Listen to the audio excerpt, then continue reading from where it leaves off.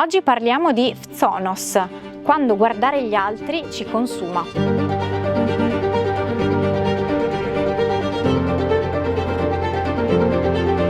Ci sono delle emozioni che raccontiamo più facilmente agli altri: felicità, paura, malinconia, perfino la rabbia.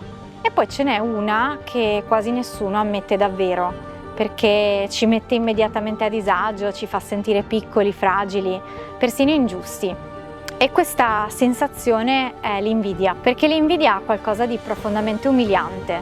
Ci obbliga a riconoscere che a volte il nostro dolore non nasce da ciò che ci manca davvero, ma dal fatto che qualcun altro possiede qualcosa che noi desideriamo. I greci utilizzavano una parola potentissima per indicare tutto questo, che è Phzonos. Noi la traduciamo con invidia, però il termine greco è molto più duro e anche più fisico forse. La parola deriva dal verbo phzino, che significa consumarsi, deperire, logorarsi lentamente. E questa etimologia è straordinaria perché rivela immediatamente la natura del Phzonos. Cioè non si tratta solo di desiderare ciò che appartiene a un altro, ma è consumarsi interiormente guardandolo. L'invidia quindi non è diretta prima di tutto contro l'altro, ma è una forma di erosione del sé. Ed è impressionante quando questo tema affronti tutta la cultura greca. Nelle storie di Erodoto, per esempio, ritorna continuamente un'idea che oggi può sembrarci quasi inquietante. Gli dei stessi provano Phzonos nei confronti degli uomini troppo felici o troppo potenti o troppo fortunati. Ma non si tratta di una semplice gelosia divina nel senso moderno, è qualcosa di più profondo. Per il mondo greco, ciò che supera la misura, che va oltre l'equilibrio, finisce inevitabilmente per attirare una forza correttiva. È ciò che accade per esempio nella celebre storia di Creso, un re ricchissimo, potente, convinto della propria felicità, che si presenta quasi come un uomo che crede di poter stabilizzare la fortuna.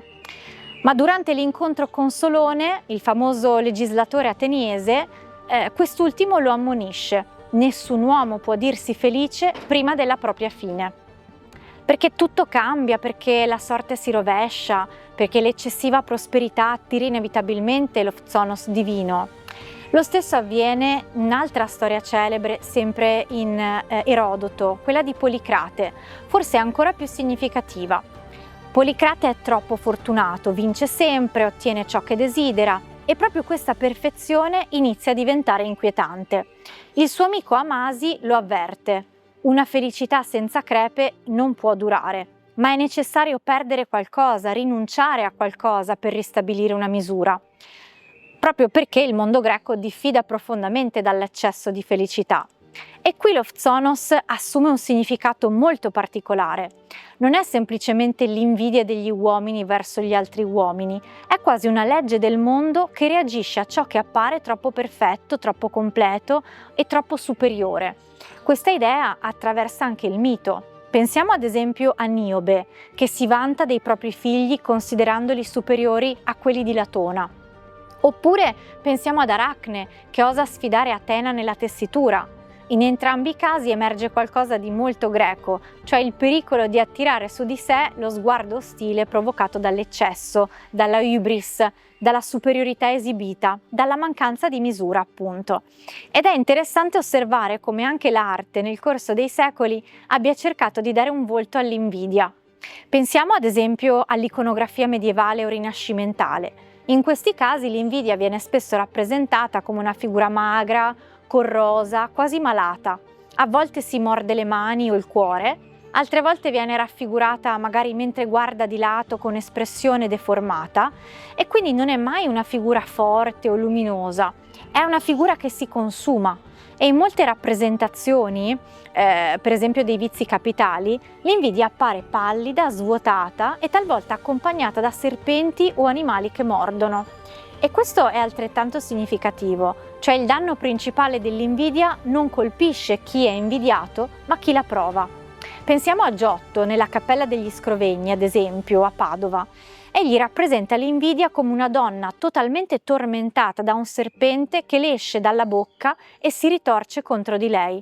È un'immagine potentissima perché rende visibile qualcosa che i greci avevano già intuito, L'invidia è un sentimento autodistruttivo, quindi consuma dall'interno, e forse la parte più impressionante è che tutto questo continua a parlarci direttamente.